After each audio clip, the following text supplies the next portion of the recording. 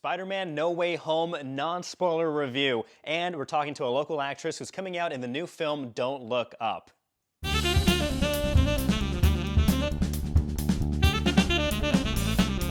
And James, how excited are you?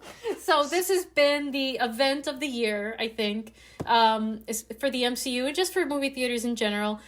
Spider-Man No Way Home is out. Both you and I have seen it. Our minds are blown. We are, I think, overwhelmingly satisfied. So why don't we just hop into it real quick? I was going to ask you right off the bat, James, you're just fresh out of the theater. You just literally just watched out it. of the theaters, into that chair, initial impressions, feelings, etc. I think this movie is incredible. I thought they had so many things that could have gone wrong in this movie when it came to the amount of characters, to the storyline. But I think Marvel, they nailed this movie. It was incredible. It was funny. It was exciting, exhilarating, very emotional. And much more emotional than I thought it was going to be in many different aspects. But this movie is my favorite Tom Holland Spider-Man movie. I think this is some of his best work, not only just acting, or rather, not only as Peter Parker, but acting in general. Like, this is one of Tom Holland's, I think, top tier movies that he's been in so far, best performances. I am still elated. I'm still on cloud nine just after watching this movie. What about you? Ditto. I saw it yesterday, and I'm still floating and still, reliving the scenes in my mind and just thinking about it. It leaves you with a lot to think about, a lot to feel about. I agree with you. I went in a little bit worried. I went in worried about the bloat and the number of characters and is this story going to get muddled? But I didn't feel like that happened. I think they did an extraordinary job of focusing on the characters. And there were a lot of characters in this movie, James. There wasn't... It was to the point that I feel like there wasn't as much action in this movie as maybe some other MCU or even Spider-Man movies, but it didn't matter. It didn't feel like it was lacking in anything. No. Like, I think that was a good thing. I think that was a good thing because they really focus on these people as human beings. So it was Kevin Feige and I think Amy Pascal of Sony Entertainment had done an interview, and they were saying, no matter what, Spider-Man will always be a story about Peter Parker.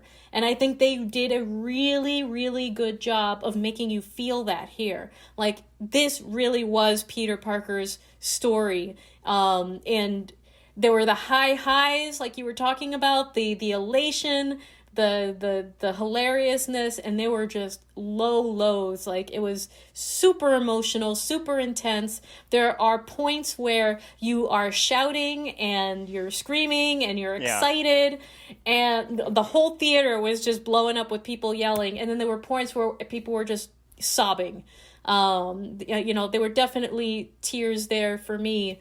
So it's rare. It's rare for a movie like this to just hit all the notes just right. And I really think that they did.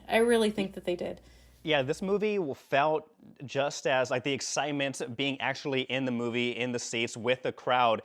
I haven't felt this since Avengers Endgame. Since, the raw joy and pleasure from the entertainment that the whole audience is getting. This is actually probably the most filled theater that I've been in since the start of the pandemic. I was looking for tickets everywhere, trying to see, I don't like sitting way in the front, so I've been trying to find everywhere. But for the longest time, the only theaters or the only places I saw were filled and with the worst seats. And so I'm looking around.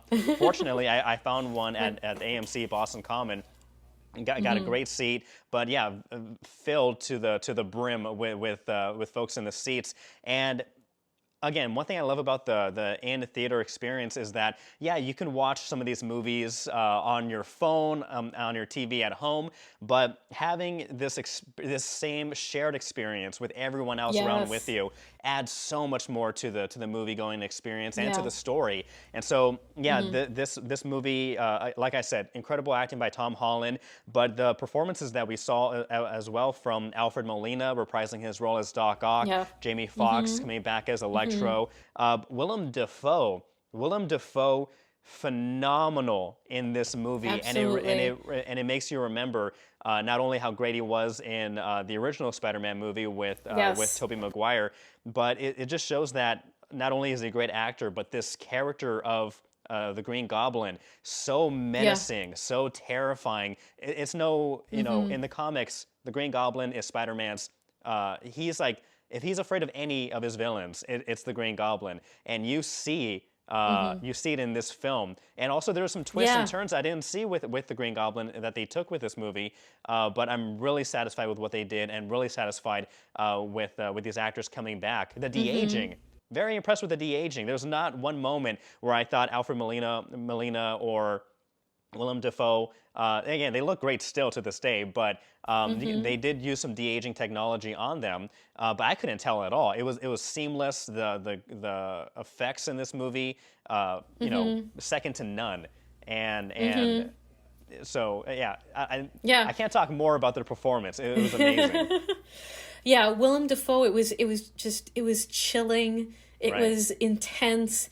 I think they made really good decision about making him, I think, the way that he was in this film. There were a lot of surprises when it came to Tom Holland's Spider-Man interacting with these villains, that I think was very satisfying, because it was not what you were expecting so much, without getting into specifics. So that was very cool. That was really cool. Um, Amazing performances from all of the villains that we saw Yeah, the here. one villain I would say didn't shine as much or get that much more development was probably the Lizard, but that's hard to do. One, there It are already so is. many other characters that and more noteworthy characters like Green Goblin, Doc Ock. They're Yeah. top tier villains. The Lizard, Mm-hmm. back in Andrew Mm-hmm. Garfield's Mm-hmm. Amazing Spider-Man movie, wasn't that well loved or well received. It wasn't Mm-hmm. terrible, but it wasn't on the level of Doc Ock and Green Goblin. And so I understand, with the movie with this amount of characters, there are going to be some that Mm-hmm. don't get as much spotlight. He is very Mm-hmm. formidable, so you do see that. So Yeah. you can see how deadly the Yep. Lizard is. But when it comes to Mm-hmm. more of a backstory, we get those Mm-hmm. more with some of the other characters, including Jamie Foxx, which I love Mm-hmm. how they kind of revamped or rebooted Yeah. this version of Electro. I thought the reasoning for how this Electro behaves differently than in the Amazing Spider-Man, I thought that was a good explanation. Like, he's in this different universe, that he feels like the energy is different. He interacts with the energy in a different way, and then that's how that shapes how Yeah. this character is formed. And so I thought that was very good. Also, very formidable villain, like him and the Lizard, Green Goblin. They really sell that these characters are not just, they can, offer some quips every now and then, but they're serious, formidable foes that Spider-Man has to keep an eye out, and his spider senses, targeted Yeah. to They stand up did and even, yeah, they did his spider tingle really well. yes. Now that you mention that, Yeah, I so I love think this this is the one. most. This is the most that we've seen of it, and the way that they do it was great. Was really satisfying. Yeah, keep going. No, I was going to say that to add to that, with we've gotten different versions of how Spider-Man experiences, like, the Spidey sense. Not only did we see how he was able to use it to kind of detect a danger and kind of figure out where this danger is coming from. So I thought that was really cool. But also, and this isn't a spoiler, but in the commercial where Doctor Strange force, I forget the exact terminology, but he gets Spider-Man or Tom Holland out of his body. So he's in his. So Peter Parker's in this spiritual realm. There's a part there where you actually see the Spidey sense that you would normally see in the comic books or in the cartoons, and so that was a fun way to be able to show and incorporate that. Because again, with Doctor Strange, you see this fantastical world that he's able to create, and the world that he operates in, and also a really fun back and forth between Doctor Strange and Spider-Man when they have their disagreements and they go a little bit back and forth. That whole sequence was great, and seeing how Tom Holland, or rather Peter Parker, adapted. Because people think how the heck can Spider-Man compete with a wizard like the Sorcerer Supreme? But yeah, Spider-Man may not be able to defeat Doctor Strange, but Peter Parker, using his brain, is able to overcome magic. And so it's really cool. Really cool. Go to school, kids. Go to school. Math is cool. Yeah, right. That's right. Apparently. Let's see. What about this? Film. You did say that this movie could have been very bloated, but I thought, again, this movie could have been just an easy money grab. Oh, just throw in all these characters from these other movies. Oh, yeah. People will come and see it, and they'll just keep punching each other for 2.5 hours. No, there's an actual story in this movie. Yeah. Great Less character is more. building. Less is more. However, even though they had so many characters, so many villains in there, they balanced it so well. Everybody had a reason to be there. Everybody had a role to play, and each character affected the way this Peter Parker thought, how he reacted. Definitely. Everyone has growth. Everyone has character. Like, it's very character centric. And I wish that more movies were like this. Star Wars. Yes. But yeah, when you have, imagine that, James. Imagine if you have a character-driven, character-centric story, that it's that much more satisfying and impactful and amazing and good. There was a lot of growth, like you were just saying, and yeah, the way that these characters impact each other and force that growth, force that development, at the worst of times and at the best of times. Can I just say I really loved Zendaya and Ned and all of the new things that we got to see them do. Mm-hmm. Yeah, they had a much larger role in this movie than they have in the previous two. Even though they're pretty well sprinkled out throughout the other movies, this one they had a much larger role in numerous ways. And so I love how they use them. Zendaya, like Tom, in some of these more emotional, gut-wrenching scenes. Not only is Tom able to, crank his acting skills up to 11, but Zendaya's right there with him, and you can see the growth from Spider-Man: Homecoming, or MJ Homecoming, to MJ No Way Home. And so she had a lot more to do in this film.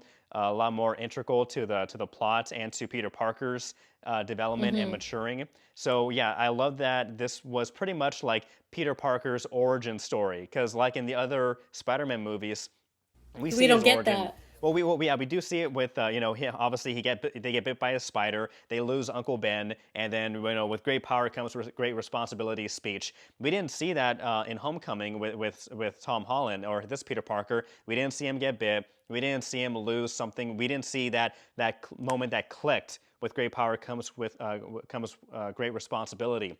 This movie shows that moment where it clicks, and you can see that this is the origin story of Spider-Man. And then at the end of the movie, this is where we see not the true version of Spider-Man, but this is a more mature Spider-Man than the 17-year-old teenage Peter Parker we saw. He's a man at the end of this movie. This is the end of an arc. It is a very well done end of an arc. So we start with him as a 15-year-old kid, and we end with him as an adult, essentially. So it was just very well done. It was just very, very, very, very well done. See it for yourself. How many times are you going to see it? Oh my gosh, I'm going to take my mom. I'm going to take my sister-in-law. I'm going to take, I'm as much as I can, as I can. Was there anything? Gosh, we can't say specifics, but yeah, there's was there this is a non-spoiler review? We can't go into anything. Non-spoiler review. Were there any moments that really blew your mind? Were there any moments that just you were yelling for? Without spoiling anything, and I had to think of a non-spoiler moment, but I do love, like I said, not only is Peter Parker able to adapt to some of these different villains, we see Spider-Man's strengths, we see Spider-Man's great attributes, but we also see more of Peter Parker's strengths and Peter Yes, Parker's I agree. attributes, and so that was one thing that I wasn't screaming, but I did really appreciate in this film. Let's see, Marissa Tomei as Aunt May, phenomenal acting as well. No surprise. Mm-hmm. John Favreau reprising his role as Happy, and they have their Happy and Aunt May had their relationship, and we see how that's blossomed or how that's developed. And so, again, without giving away spoilers, overall, this entire movie I think is incredible. I think it's amazing, the best of Tom Holland's Spider-Man work that we've seen so far, and yeah, now I Absolutely. can't wait for more because. Like we mentioned in the previous episode, Tom Holland signed on for at least 3 more movies. So I'm definitely Right. curious and happy to see where this new, developed, and more mature Peter Parker is going to be going. Mm-hmm.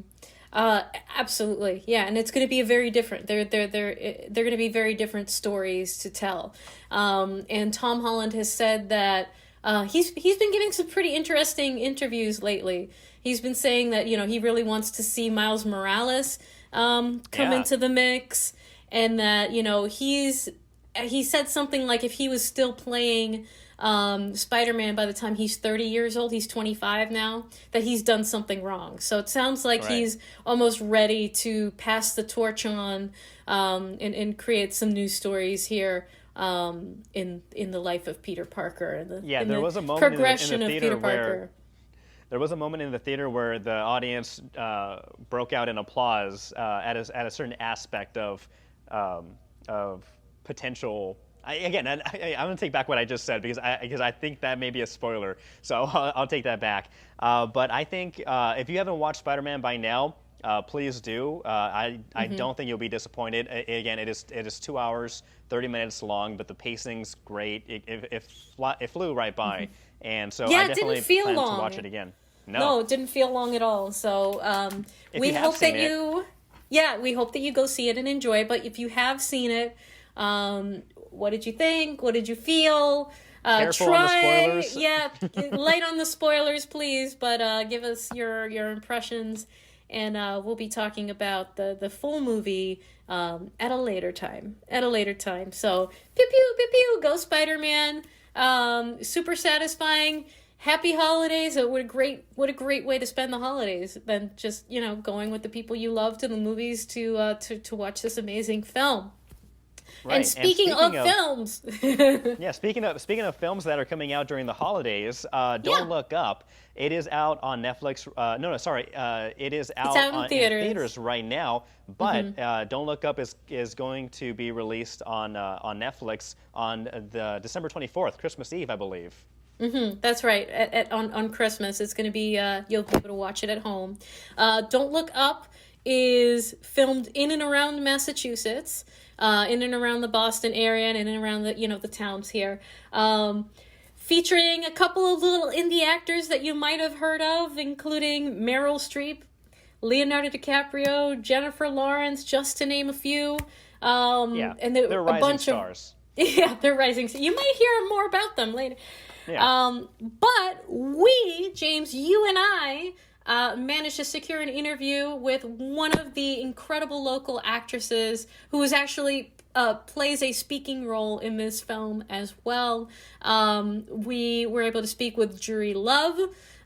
She is incredible. We are not exaggerating in any way. She is amazing, and we have this incredible interview with her about her life, her achievements, the things that are going on now, and ways that you can get involved Right. and be a part of this incredible Hollywood scene. Without further ado, James, here is Jury Love. So, James, we are so excited to be joined by an extraordinary local actress. She's an actress, a film producer, a composer, an author, a journalist. She's a little bit of everything. Juri Love is here with us. Welcome, Juri. Thanks for being with us. Thank you so much for having me, Jamie and James. Okay. So you are just this talented jack of all trades. You do a little bit of everything.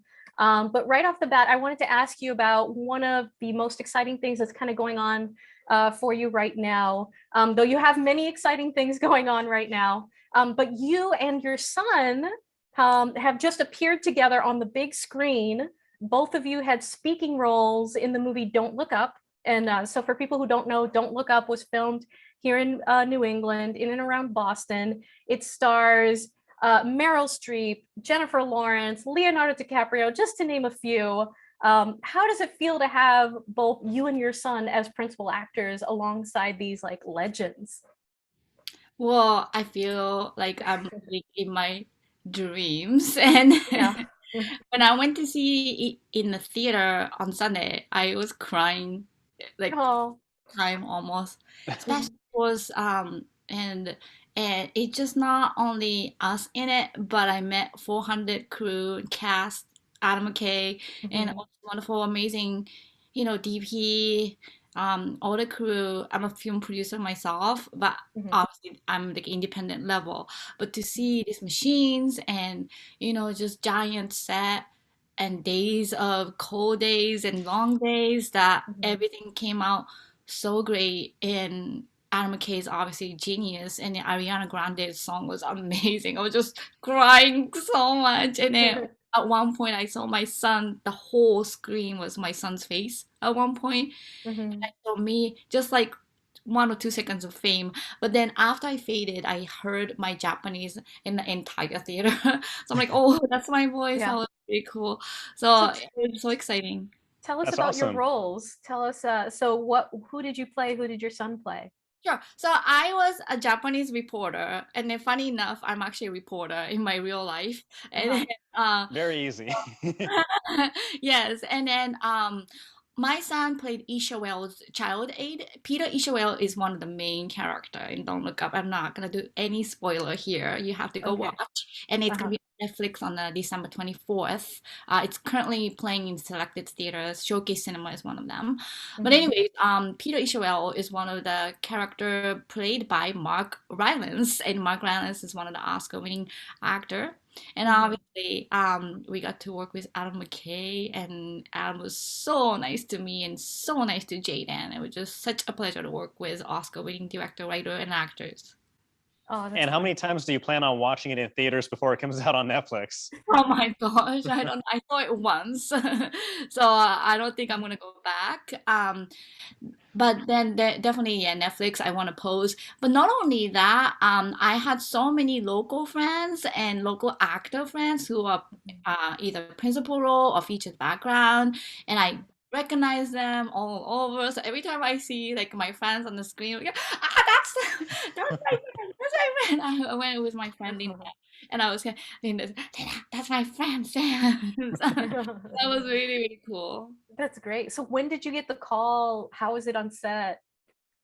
So I was at the car mechanic fixing my car, but before that, 5 or 6 friends like texted me of the screenshot of CP casting this multiple language reporter role, and Jury, you have to reply. So I had to be like got like my text like 5 or 6 texts, and then I sent my resume and headshot to CP casting, and they sent me the side. So I was when I got the side on my phone, I was basically waiting in a wait room, and then I'm like, oh my gosh. And then they asked me to do English and Japanese. I translated, and I was like a crazy person in the waiting room, and like memorizing and saying the line. I called Michael Weber from the Foxwell Cable Access, and then I asked him to film me, and he did such an amazing job. And then that was my first one that I sent in within like 2 hours or so.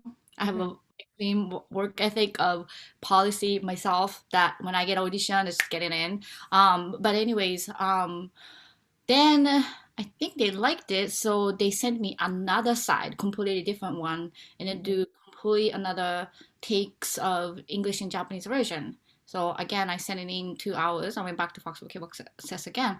And then I got called, and then they said I'm pinned. I'm like, oh, pin. And then I have the funniest story. So I was studying for a real estate license, and I took a test, and I completely failed around 11 a.m. And around 1 p.m., I got a call from CB Casting that I got the role. That's Okay. awesome. Congratulations. That's So what would be your advice to the people who are trying, who are out there, they really want to be on the big screen, they have a dream, and it's tough, and I know that you've been through a lot of challenges. So what's your advice to keep people going? Um, so I took amazing self-tape classes with Hollywood actor James Dumont, and then James has over 160 TV film credits, and then he really taught us how to make self-tape on Zoom. And I was so lucky to have him, and then so is Jaden. He's gotten some private coaching when he Mhm, got the side for Don't Look Up. mhm, So I would say make an amazing self tape and use eye lines and then good lightings and just stay in a character, focus, memorize, and obviously off the book. And also, um, I've done like hundreds of auditions. My kids are sometimes busier than me. They book more than me. They are with Model Club. I'm with Model Club also, but they are really, really, really mhm, busy. So we usually get like auditions like at one point like, every single day, mhm, and we tackle them, and then you never use the word rejection but mhm, selection. So that's what I learned from James as well, that sometimes it's not just the talent but the look, specific look that they were looking for. Maybe they're looking for somebody shorter or chubbier, or maybe like different looks. I actually auditioned for um Russian accent role as well. So mhm. sometimes they require different things, and then prop whatever it takes to make the best self tape and then make it like the best. So when I got the Japanese reporter role, I went to Foxborough Cable Access and I dressed up like a reporter and I put the makeup on right away, and I was game, and I was just like being a character and like be the best Japanese Mhm. reporter. And Right. Adam McKay gave me the gig. In Jaden's case, for instance, he's got the side. It was it was very long mouthful script, and it was so hard. But he has like done 7 pages, 11 pages auditions so far, and he has like really good memory. Than I am really jealous of him. But anyway, so James Dumont, I called him, and then I messaged him and I said, please have private lesson with him. So he broke down all the emotions and expressions and that stuff, and then we got the role. That's So keep it wonderful, going. Juri. so this And is like a so, real family business. That's great. yeah. Yeah, my daughter booked a lot. She actually debuted on Netflix and before us. She's on the movie called The Secret Diary of Exchange Student, and I have Hmm. hustle story of that. So I was in. This is right before the pandemic. I was in Washington D.C. Just doing vacation with my kids, and I was gonna leave like around 10 a.m. Then I got a text that my wonderful friend Kathy Ann Hart, who stars in the movie, said some of the kid actor couldn't make it, so can Jayla come 3:30 in Kingston, New York, and it was 300 miles away. I said no problem, so I showed up. Wow. So then I came home after she was on set on time, um, and I came home 200 miles, so I drove like 500 miles, and I got Shang-Chi gig, the Marvel Studio. I was photo double for Michelle Yao, and I got to wear two fantastic, amazing, award-winning costume from Marvel Studio. That's awesome. Yes, thank you, the Paramount Studio. So that one I was doing Dexter, and then I got a somebody, my friend, amazing friend Derek, tagged me on Facebook for a casting call for Michelle Yao, and I thought, oh, maybe I could look like her. So I sent my headshot and the size, and I didn't think about it because you never know. And I was on Dexter's set, and I got a call from California number. I'm like, oh my gosh! So I took it, and then the first thing they said is, Paramount Studio wants you for Avenger reshoot. Can you come to Kobe test tonight? So I said, I'm in Massachusetts. And I'm like, where? And he's like, it's North Hollywood. So I'm like, how soon can you get here? So I flew next day 5 a.m. and I made on time. the COVID test, 11, like 1:30 COVID test and 4:30 fitting, and then I was at the Paramount Studio from 8 a.m. to 6 p.m. That is incredible. Lobster, I got Philadelphia, I got creme brulee with the flour. That's awesome. You got to see them make an Avengers film. You got to be there. Yeah, it was at Marvel That's it. Studios, and then I got to meet Sim and Menger, who are the stars of the movie, and they were so friendly. Menger gave me some Japanese snack, and it was so amazing. It was only 6 of us on that day, and it was a great shoot, and it was just so amazing. It's so amazing. Wow, Jerry, that is so cool. That is so cool. That's only something we could ever dream of. I know we had Black Panther here not too long ago. So your advice, keep trying, go for it, put in maximum effort. And that's kind of what we help people do here on the Hub on Hollywood too. We always have the casting calls, and we want to encourage people to pursue their dreams and go for it. So not only are you an incredible actress, but you are a film producer also. And you received some awards recently. Can you tell us about it? Congratulations. Thank you. Yes. So actually, as a fellow journalist, you guys, Paul Kandarian, who used to write for Boston Globe, he wrote an article about me and my son when my son sang national anthem at the Boston Green Fest, and I accompanied him as a piano player.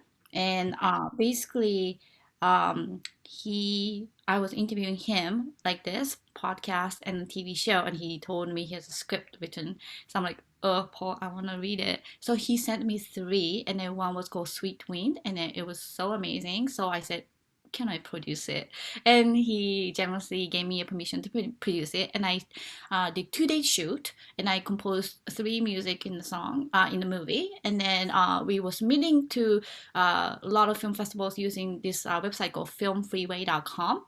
And we got rejected. I, sent it to Tribeca, Santa Barbara, really big film festivals, but then we didn't get it. But then I met wonderful actor on Julia's set, and then Matthew Gooley is one of the screener, and then he encouraged me to submit to Jersey Shore Film Festival, and then, which I did, and he really loved it, and he got really good recommendation for us. And then out of 400 submissions, we won the best family drama, and I went to receive an award. I got my gown from my designer friend Drea Couture, and it was really amazing experience because not only we received an award, and then Brian McDonald starred and co-produced, and then Paul and I also produced too. Not only we received the award, but also I got to meet so many award-winning filmmakers, independent filmmakers, and now it's a Reveal is a platform. It's REVEEL.net. You can watch Sweet Wind. It's #1 most watched independent film. I don't know how we climbed up to that. Oh, congrats! That's awesome. Yes, thank you so much. But it's a beautiful father and son movie, and beautifully written. It just every time I can't even watch it anymore because every time I watch, I cry so much. It grabs your heart. And I did Go Chase Yourself, which is by Patrick Jerome. It was a feature-length film. It was 80 pages script, but that one got horses and boats and killing scene. I was a dead body / producer, makeup artist, and food runner, location scouter, casting director. Like I wore like maybe 10 hats for that, and it was so much fun. We had about 140 people in our team, and during the COVID, we tried to shoot a lot of things on the outside. And in town of Foxborough, which I live, the town manager knows I'm a filmmaker, that he gave me a generous permission to do the shooting scene or action scene inside of the really beautiful conservation area. So we were able to pull that off. And then I got amazing, talented stars, Amanda Rodriguez, Gretel Monday, and Jason Gervasio, and then they did amazing job. And it's just really group effort of making the film, and something goes, okay, I need to Ford Explorer tomorrow. So I just posted on Facebook, and then two people pitched in, and then one, Amanda, even like used the tow truck to bring the Ford Explorer on the set for us and stuff. So, and my friend Rebecca brought kayak for us. It's just so many people. Chuck, Mhm. Luis, lent us the boat, and then we got to shoot this amazing sunset boat scene and kissing Mhm. and all that stuff. So it's so amazing that I think filmmaking in a way is a super manifestation of your vision. And then I'm so grateful for these opportunities. And I've done 48-hour film project, which I won grand prize as a female outstanding producer, given by women in video, woman in film, in video, and video New England is kind of a long name, but they're a Mhm. nonprofit that connects women producer, director, actors, crew, and then they've been so wonderful to me. So anyways, that's kind of my long answer. Yeah, it's No, incredible. you have an amazing resume, and I love that it's apparently growing and booming.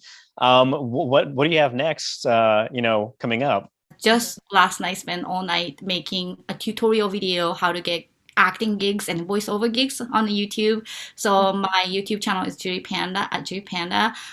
So it's available now, and I've gotten four major casting, Boston casting, CP, Slate, and then Paradise in Boston. I got Kendall Cooper and LDI Pro in Rhode Island, and I got HBG and Hudson Valley, and then Grantville Fay, and then all the information is on my video.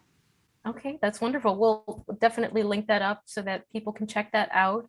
And we wanted to give you an opportunity. You're also an author. We wanted to give you an opportunity to pitch your book, to, Yeah, to tell what people don't about you your do? It book. looks like you do I everything. know, You do writing, acting, some realty work. right? This is a book called A Gift from Adversity, and then this is published by Book Logics in Georgia, Atlanta, Georgia. And then this is a book that I really wanted to write for like the past 5 years. And basically, it's my life story. I'm a survivor of child sex abuse from my dad, and a survivor of homelessness.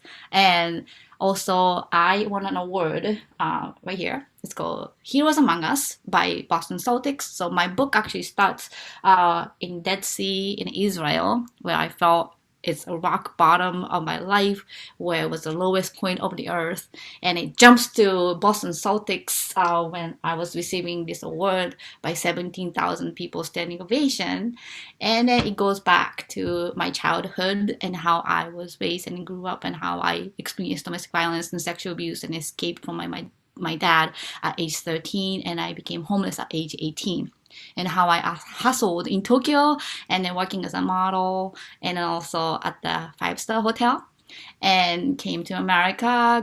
I saved $30,000 when I was 18, 19, 20, and I came here and as a scholarship student and studied music, and then I started a nonprofit called Genuine Voices, which I ran as a president and founder for 12 years from age 26, and I received this award. I received award from New England Patriots. Very grateful. So that's my book, but it's more a tool of PTSD, how people overcome like the realistic tools that I actually did it to myself, and then how it kind of helped. For instance, EMDR, eye movement desensitizing with processing. So if anybody listening to this who's suffering with PTSD or sexual abuse or any of traumatic experience, EMDR is non-invasive. It just follows a light, and then it brings the trauma from the limbic part of your brain to the cognitive part of your brain to store the trauma not in the limbic part but the cognitive part, so you can kind of understand the trauma as kind of objective, almost like watching the movie, so you don't go to fight or flight or frozen mode or panic attack. So that's really the goal. So I've done a couple times, but it's really hard even right now with all this success that outsider may see, still, I have days that I have panic attack, I have days I'm crying, and then this like flashbacks, and then I don't know what triggers me.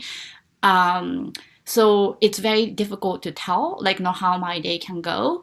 But I have two children. I'm a single mom too, and being a challenging single mom life. but a lot of people came and rallied and supported us. But for my book, I have done many motivational speaker gigs prior to my book publication, and then every time I do that, people ask me, "Do you have a book? Do you have a book?" I'm like, "No, I don't have a book. I don't have a book." So now, then pandemic hit, so I couldn't do any live event. Except one, actually, my friend Matthew again helped me to do book signing in Pennsylvania. So that was the only one. But then I want to do more book tour. I want to do more motivational speech. So if anyone's looking for some motivational speaker, author, actor, like I would love to share my story. And as a journalist, I work for the Sun Chronicle and the Fox Reporter. I had this triumphant moment of featuring and giving a voice as an advocacy for 3 sexual assaulted women in India and Nigeria and Guatemala, and a very, very heavy story. So that I was able to connect with them because I'm also the survivor.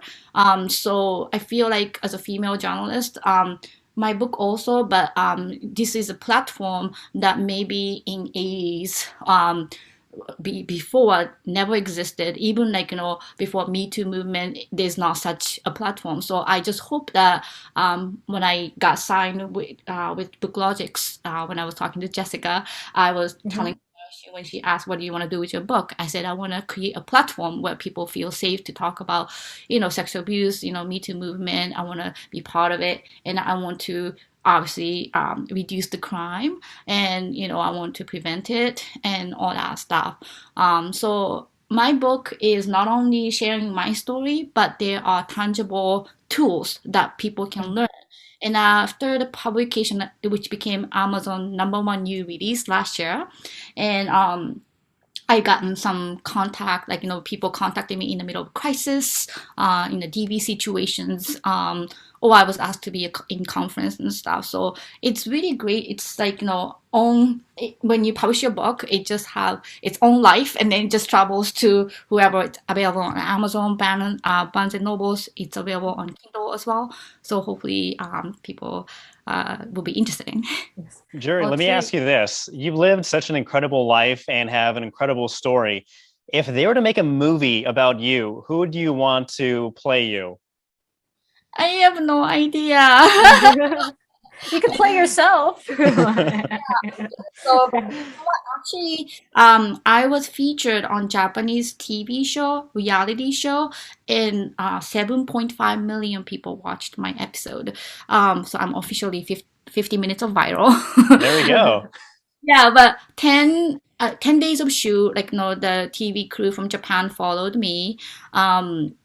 This is like 2017, and it was really incredible experience for me, but I just couldn't say about sexual abuse part because my father is a perpetrator, my sister is also the victim, and I just did not feel comfortable talking in Japanese.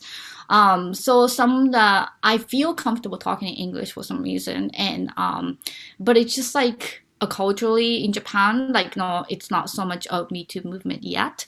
So I don't know what to answer the questions, but if there's an opportunity, yeah, I guess I don't know who's gonna play, but I'll maybe be the casting director. Yeah, that would be great. Excellent, excellent. Well, Juri, you are incredible. Thank you for being on with us, sharing your story, sharing your success, and everything. Thank you so much for joining us, and we can't wait to see what you do next. We'll keep following. And especially in Don't Look Up, coming out on Netflix on the 24th and in theaters right now.